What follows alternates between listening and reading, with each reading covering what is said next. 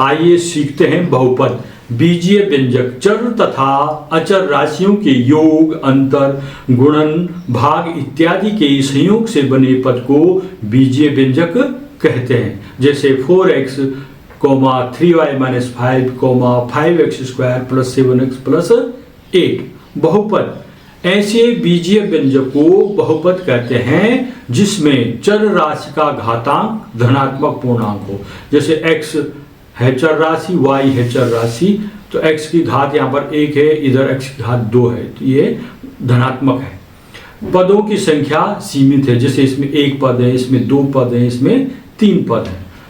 चर राशि का गुणांक एक वास्तविक संख्या हो, तो जो चर राशि का गुणांक है यहाँ पर 4 है, 3 है, 5 है, तो ये क्या है? वास्तविक संख्याएं हैं। आइए सीखते हैं चर राशि क्या हुई, अचर राशि क्या हुई, इसको समझते हैं। चर राशि जो अंग्रेजी के लेटर x, y, z लिखे जाते हैं वह चर राशि में होते हैं। जैसे क्योंकि यहाँ पर x का मान 2, 4, 1 कोई भी संख्या हो सकती है, इसका मान बदलता रहता है। जैसे x = 2, x = 4 या x = 1।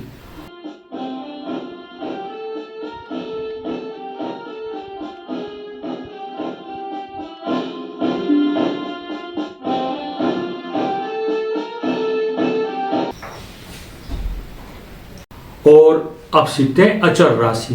अचर राशि किसे कहते हैं?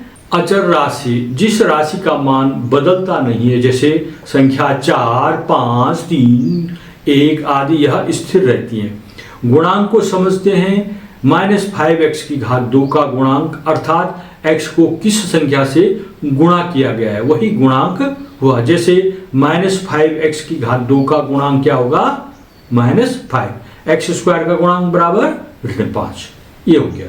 बहुपद के प्रकार। बहुपद कितने प्रकार के होते हैं? एक पदी। ऐसे बहुपद को जिसमें केवल एक पद हो उसे एक पदी कहते हैं। जैसे x हो गया, 3x हो गया, -8 हो गया। द्विपदी। ऐसे बहुपद को जिसमें केवल 2 पद हो उसे द्विपदी बहुपद कहते हैं। जैसे 4x + 6, 7x + 8 या x² + 7x, इनमें 2 पद हैं, तो ये क्या है? द्विपदी है।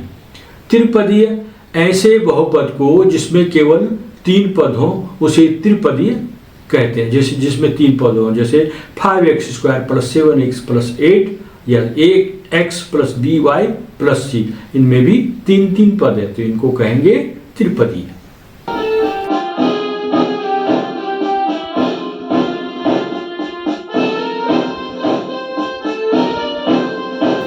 बहुपद का मानक रूप। जब किसी बहुपद को चर x की घातों अवरोही अथवा आरोही क्रम में लिखा जाता है तो वह मानक रूप होता है।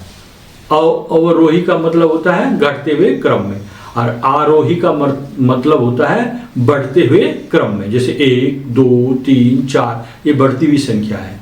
अवरोही मैंने जैसे 4, 3, 2, 1 ये अवरोही क्रम। जैसे 5x² + 7x + 8, इसमें x² है पहले में, दूसरे में x1 है और 8 के साथ x0 है, मतलब तो 2, 1, 0 इस तरह से आ रहा है यहाँ पर।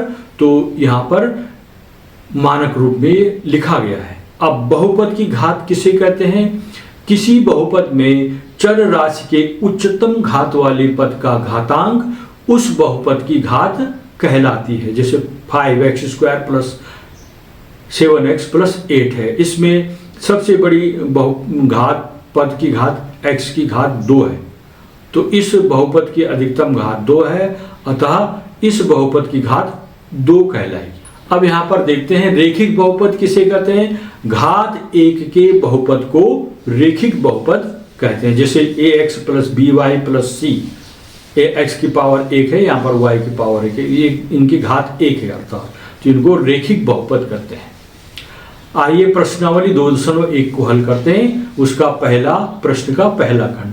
किसी बहुपद px के लिए y = px का ग्राफ नीचे आकृति में दिया है। प्रत्येक स्थिति में px के शून्यकों की संख्या ज्ञात कीजिए।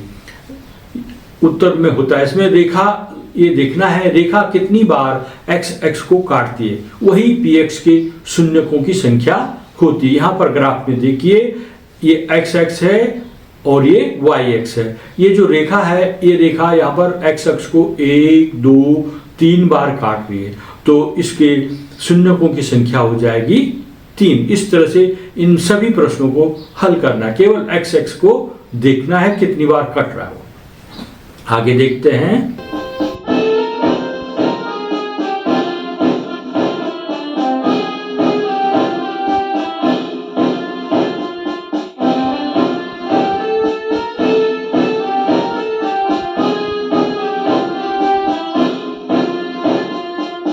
प्रश्न 1 का सेकंड, रेखा कितनी बार एक्स एक्स को काटती है, वही पी एक्स के शून्यकों की संख्या होती है। इधर ग्राफ में देखना हमने एक्स एक्स देखा और वाई एक्स, केवल ये रेखा है जो वाई अक्ष को काट रही है और एक्स अक्ष को नहीं काट रही है, अर्थात शून्य की संख्या यहाँ पर शून्य हो जाएगी। शून्यकों की संख्या बराबर उत्तर होगा 0।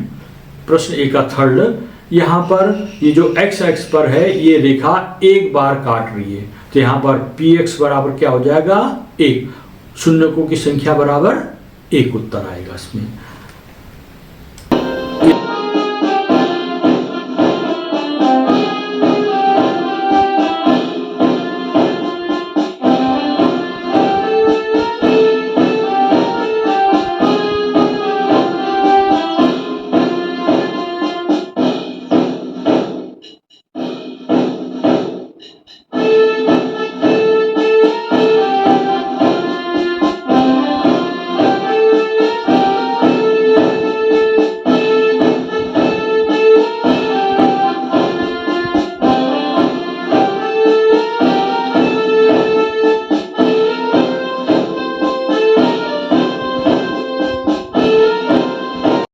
अभ्यास के लिए 3 प्रश्न और हैं, इनको मैं मौखिक रूप से आपको बता देता हूं।